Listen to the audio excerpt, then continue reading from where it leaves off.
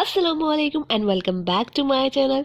इस वीडियो में आप सीखेंगे मटर पनीर बनाना, वो भी ढाबा स्टाइल में।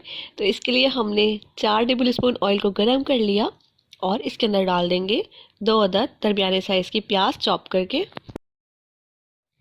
प्याज का कलर हल्का सा चेंज हो गया है तो इस टाइम पर हम इसमें डाल देंगे कुछ साबुत गरम मसाले, जिसमें है काली मिर्च, लौंग और सफ़ेद ज़ीरा। इन तमाम अज्जा की क्वांटिटी मैं डिस्क्रिप्शन बॉक्स में लिख देती हूँ, आप वहाँ से नोट डाउन कर सकते हैं क्वांटिटी कितनी कितनी डाली है मसालों की। प्याज का कलर ब्राउन होने लगा है तो इस टाइम पर इसमें ड्राई मसाले डालेंगे, जिसमें 1 टेबल स्पून नमक, 1 टीस्पून धनिया पाउडर, 1 टीस्पून हल्दी और 1 टेबल स्पून भरकर पिसी हुई लाल मिर्च है। इन मसालों को हमने भून लेना है। इसमें हम थोड़ा सा पानी शामिल करेंगे ताकि जो हमने मसाले डाले हैं वो जले नहीं ऑयल में।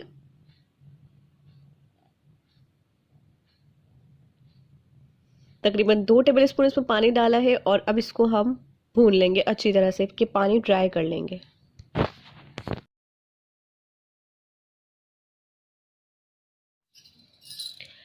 पानी खुश्क हो गया है और अब हम इसके अंदर डाल देंगे 2 दरमियाने साइज के टमाटर चॉप करके,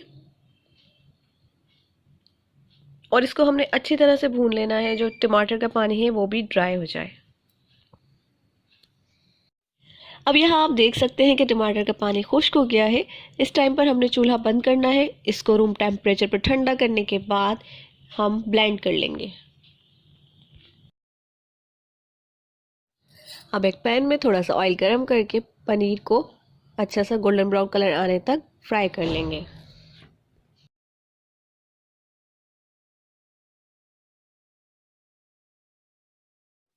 जिस पैन में मैंने मसाला फ्राई किया था उसी पैन में थोड़ा सा ऑयल डालेंगे, 4 table spoon, 1 table spoon butter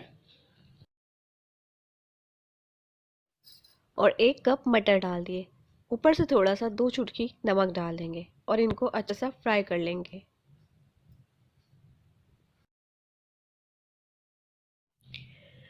दो मिनट फ्राई करने के बाद जो हमने ब्लेंडर में ब्लेंड किया था मसाला वो डाल देंगे। 1 कप पानी लेंगे, इसी ब्लेंडर में डालेंगे क्योंकि इसमें थोड़ा सा मसाला अभी लगा हुआ है। अच्छी तरह से हिलाकर और फिर इसके अंदर डाल देंगे। बहुत ही ज़बरदस्त मटर पनीर ग्रेवी रेडी होगी। आप भी इस रेसिपी को ट्राई कीजिएगा।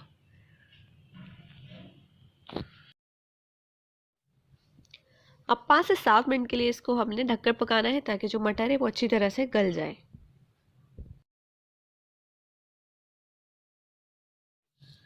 तो इसको मैंने 7 मिनट के लिए ढककर पकाया था। आप देखें कितनी ज़बरदस्त हमारी ग्रेवी जो है वो रेडी हो गई है।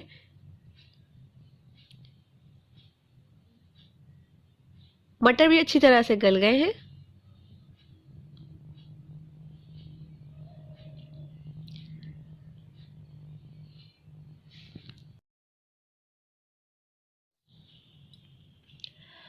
अब इसके अंदर हम डाल देंगे 1 टीस्पून गरम मसाला पाउडर